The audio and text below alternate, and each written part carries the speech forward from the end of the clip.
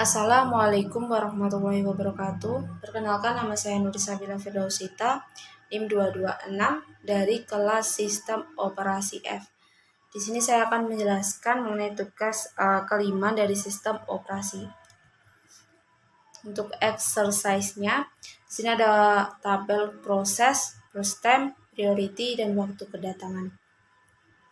Gambarkan Gantt chart dan tentukan average waiting time serta average turnaround time dari ketiga proses di atas dengan algoritma yang pertama priority non-preemptive, kedua priority preemptive, ketiga shortest job first non-preemptive, dan shortest job first preemptive. Yang pertama yaitu priority preemptive. Untuk priority preemptive, di sini ada kolom proses, first time, priority, dan waktu kedatangan. Di kolom priority, nilai yang priority-nya yang nilainya paling rendah, maka akan lebih diprioritaskan. Kemudian untuk pengabaran Gantt chart-nya, yang harus diperhatikan adalah waktu kedatangannya, sama seperti algoritma yang lainnya. Karena P1 itu datang di waktu ke-0, maka P1 akan diproses terlebih dahulu. Kemudian P2 datang di waktu ketiga dan diproses sampai dengan terminate di waktu ke-5. Kenapa P2 itu dieksekusi sampai dengan terminate? Karena prioritasnya yang paling kecil dari ketiga proses tersebut, yaitu 1. Kemudian P3 datang di waktu keempat, karena dia prioritasnya lebih kecil daripada P1, jadi dia dieksekusi sampai dengan terminate sampai di waktu ke-10. Baru P1 dieksekusi sampai dengan terminate di waktu ke-17.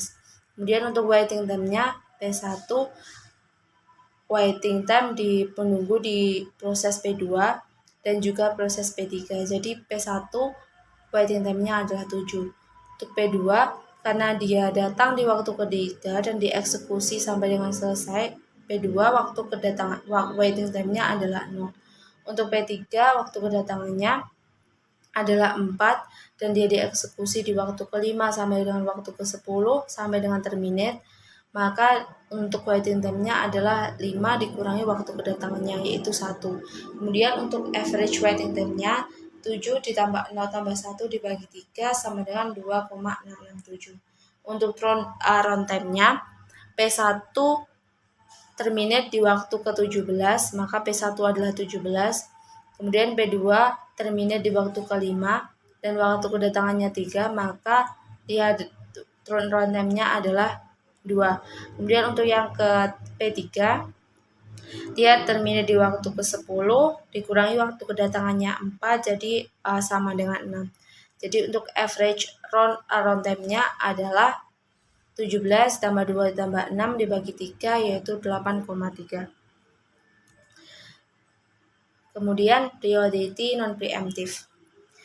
Untuk priority non-preemptive, karena P1 itu datang di waktu ke-0, maka dia dieksekusi terlebih dahulu sampai dengan terminate. Karena non-preemptive, P1 itu tidak dapat diinterrupt oleh proses lainnya. Jadi dia akan dieksekusi sampai dengan selesai, sampai dengan terminate. Kemudian P2 datang di waktu ketiga dan P3 datang di waktu keempat. P2 dan P3 ini akan masuk ke dalam antrian RAM dan dilihat mana yang prioritasnya lebih kecil. Karena P2 itu prioritasnya lebih kecil dari P3, maka P2 akan dieksekusi dahulu sampai dengan terminate. Baru P3 dieksekusi sampai dengan terminate juga di waktu ke-17. Untuk waiting time-nya untuk P1 0, untuk P2 karena dia dieksekusi mulai dari 10, waktu kedatangannya 3, jadi untuk waiting time P2 adalah 10 kurangi 3, yaitu 7, dan P3 dia datang di waktu keempat dan mulai dieksekusi di waktu ke-12. Jadi untuk waiting time-nya adalah 12 kurang waktu kedatangan, yaitu sama dengan 8. Untuk average waiting time-nya adalah 0 tambah 7 tambah 8 dibagi 3, yaitu 5. Kemudian untuk turnaround time-nya untuk P1 dia terminate di waktu ke-10 sama dengan jadi 10. Kemudian untuk P2 terminnya di waktu ke-12 dikurangi waktu kedatangannya 3 jadi 9. Untuk P3 dia terminnya di waktu ke-17 dikurangi waktu kedatangannya 4 jadi sama dengan 13. Untuk average turn around time-nya adalah 10 tambah 9 tambah 13 dibagi 3 yaitu 10,667. Kemudian yang ketiga adalah shortage offers yang preemptive. Jadi untuk shortest offers ini adalah algoritma yang akan dilihat dari CPU burst-nya atau yang dikenal sebagai burst time-nya. Jadi burst time yang paling kecil akan didahulukan. Sini karena P1 itu waktu kedatangannya 0, maka dia akan dieksekusi pertama kali. Kemudian P2 datang di waktu yang ketiga, dia dieksekusi sampai dengan terminate karena burst time-nya adalah paling kecil.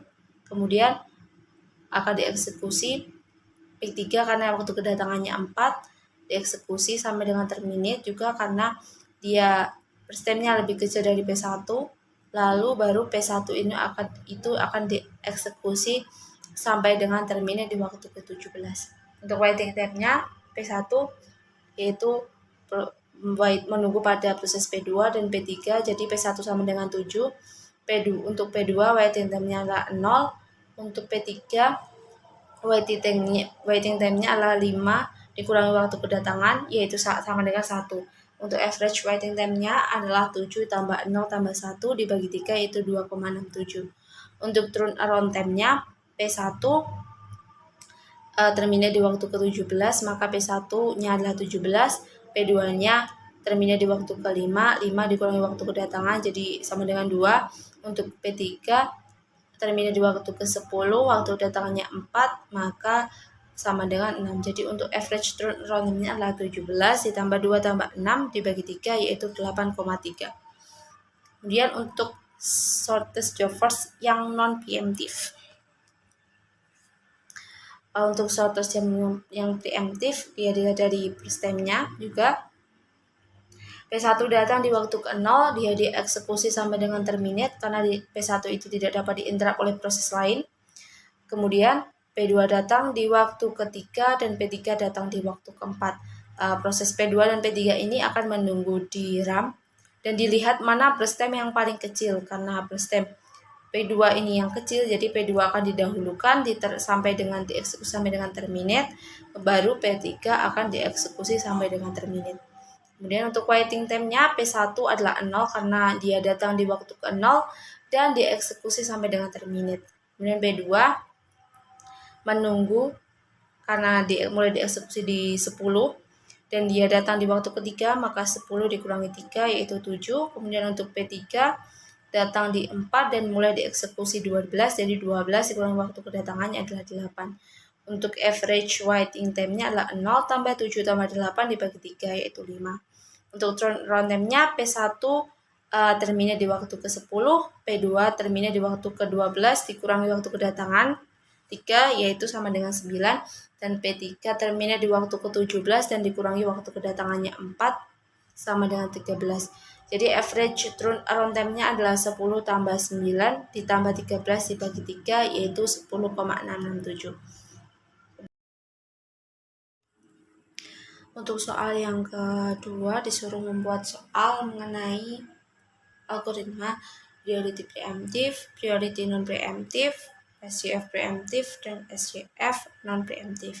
Pertama adalah priority preemptive. Di sini ada 4 proses, ada proses P1 sampai dengan P4 dan dengan burst time, waktu kedatangan, dan prioritinya.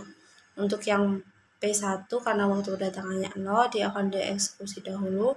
Kemudian P2 datang di waktu ke-1 dan dieksekusi. Kemudian P3 datang di waktu ketiga dan dieksekusi sampai dengan terminate karena dilihat di sini prioritasnya adalah yang paling kecil yaitu P3.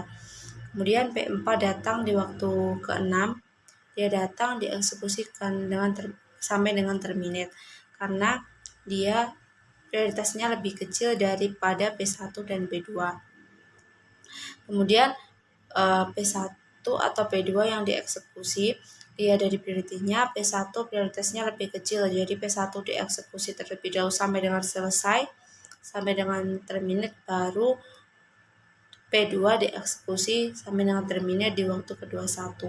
Untuk waiting time-nya, untuk P1 dia datang di waktu ke-0, maka dia akan menunggu di proses yang ke P2, kemudian P3, dan juga P4. Maka P1 waiting time-nya adalah 13. Untuk P2 dia datang di waktu ke-1, maka menunggunya di proses P3, P4, dan juga P1 sama dengan 16. Untuk P3-nya waiting time-nya 0 karena dia datang kemudian langsung dieksekusi sampai dengan terminate. P4 juga dia datang dan dieksekusi sampai dengan terminate. Maka average waiting time-nya 13 tambah 6 tambah 0 tambah 0 dibagi 4 sama dengan 7,25. Kemudian untuk turnaround time-nya, P1 itu selesai dieksekusi terminate di waktu ke-19 dikurangi waktu kedatangan sama dengan 19. P2 terminate di waktu ke-21 dikurangi waktu kedatangan 1 sama dengan 20. Kemudian P3 terminate di waktu ke-6 dikurangi waktu kedatangannya 3 sama dengan 3, dan P4 terminate di waktu ke-14 dikurangi waktu kedatangannya 6 sama dengan 8, maka average turnaround time-nya adalah 19 tambah 20 tambah 3 tambah 8 dibagi 4 sama dengan 12,5. Yang kedua yaitu priority non preemptive. Di sini ada tabel proses, first time, waktu kedatangan, dan prioritas juga. Di sini P1 datang di waktu ke-0, maka dieksekusi sampai dengan selesai karena dia masuk ke dalam priority non preemptive. Dieksekusi sampai selesai di waktu ke-6.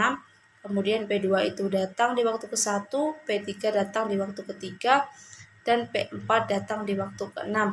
Ketiga proses ini masuk ke dalam antrian RAM dan dilihat mana yang prioritasnya lebih kecil. Prioritas lebih kecil pada P3, maka P3 akan dieksekusi terlebih dahulu sampai dengan selesai di waktu ke-9. Kemudian tinggal P2 sama P4, P2 sama P4. Prioritasnya yang lebih kecil adalah P4. Maka P4 akan dijalankan dulu sampai dengan selesai, yaitu di waktu ke-17, baru P2 dieksekusi sampai dengan selesai di waktu ke-21. Dan untuk waiting time-nya, P1 karena dia datang langsung dieksekusi sampai dengan terminate, maka P1 adalah 0.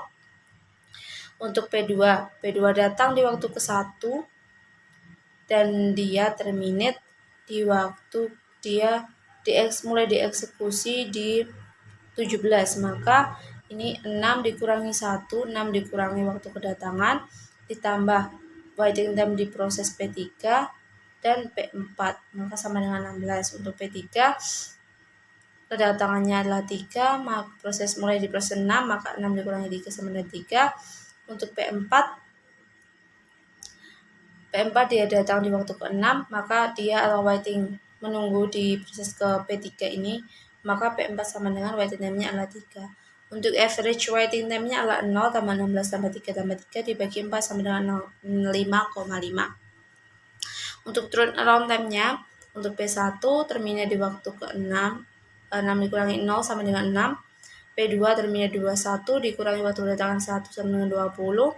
P3 terminate di waktu ke-9, kedatangan 3 dikurangi 3, 9 kurangi 3 sama dengan 6. P4 terminate di waktu ke-17 dikurangi waktu kedatangan 6 sama dengan 11. Kemudian untuk average turnaround time-nya 6 tambah 20 tambah 6 tambah 11 dibagi 4 sama dengan 10,75. Kemudian algoritma yang SJF preemptive. Untuk SJF itu dilihat di first time-nya. Karena P1 datang terlebih dahulu, maka dia akan dieksekusi terlebih dahulu. Kemudian P2 datang di waktu ke-1, karena dia first time-nya adalah 4, yang paling kecil dari keempat proses, maka dia akan dieksekusi sampai dengan terminate. Kemudian P3 datang di waktu kedua, kemudian P3 datang di waktu kedatangannya 2, kemudian P4 datang di waktu kedatangannya 3. Untuk P1, P2, P1, P3 sama P4 yang paling kecil adalah P4. Jadi dia akan dieksekusi dulu sampai dengan terminate. Baru jika P1 dan P3 karena P1 lebih kecil, maka P1 didahulukan baru P3 dieksekusi sampai dengan terminate. Untuk waiting time P1 adalah 9, P2 adalah 0, P3 adalah 15, dan P4 adalah 2. Untuk average waiting time-nya adalah 9 tambah 0 tambah 15 tambah 2 dibagi 4 sama dengan 6,5. Waiting time-nya adalah waktu tunggu yang dilakukan oleh setiap proses. Untuk turnaround time-nya, untuk P1 itu terminate di waktu ke-17, maka 17. Untuk P2 terminate di waktu ke-5 dikurangi waktu kedatangan. Untuk P3 terminate di waktu ke-26 dikurangi waktu kedatangan, dan P4 terminate di waktu ke-10 dikurangi kedatangan. Maka untuk turnaround time-nya adalah 17 tambah 4 tambah 24 tambah 7 dibagi 4 sama dengan 13. Kemudian untuk SGF non preemptive, di sini ada juga proses untuk P1, P2, P3 dan P4. Karena P1 datang terlebih dahulu, maka dia diproses terlebih dahulu sampai dengan terminate, karena non preemptive itu tidak bisa untuk diinterrupt oleh proses lain. Kemudian P2 datang di waktu ke-1, P3 datang di waktu kedua, dan P4 datang di waktu ketiga. Ketiga proses dari P1, P2, P3, dan P4 ini akan menunggu di antrian RAM dan dilihat mana yang burst time-nya itu paling kecil dan akan dieksekusi terlebih dahulu. Karena P2 paling kecil, maka dia akan dieksekusi dulu sampai dengan terminate. Baru di 3, P3 dan P4 yang terkecil adalah di 5, burst time 5, maka P4 dieksekusi sampai dengan terminate, baru P3 akan dieksekusi sampai dengan terminate. Untuk waiting time-nya, P1 itu sama dengan 0 karena dia dieksekusi sampai dengan terminate dari waktu kedatangan. P2 itu burst time-nya dari 8 dikurangi waktu kedatangan.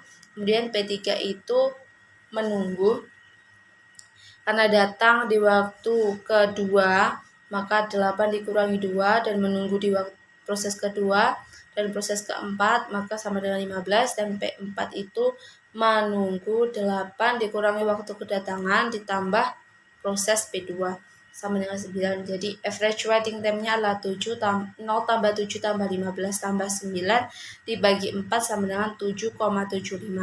Kemudian untuk turnaround time-nya, untuk P1 terminate di waktu ke-8, untuk P2 terminate di waktu ke-12 dikurangi waktu kedatangan, P3 terminate di waktu ke-26 dikurangi waktu kedatangan, dan P4 itu terminate di waktu ke-17 dikurangi waktu kedatangan, jadi 14. Untuk average turnaround time-nya adalah 8 ditambah 11 tambah 24 tambah 14 dibagi 4 sama dengan 14,25.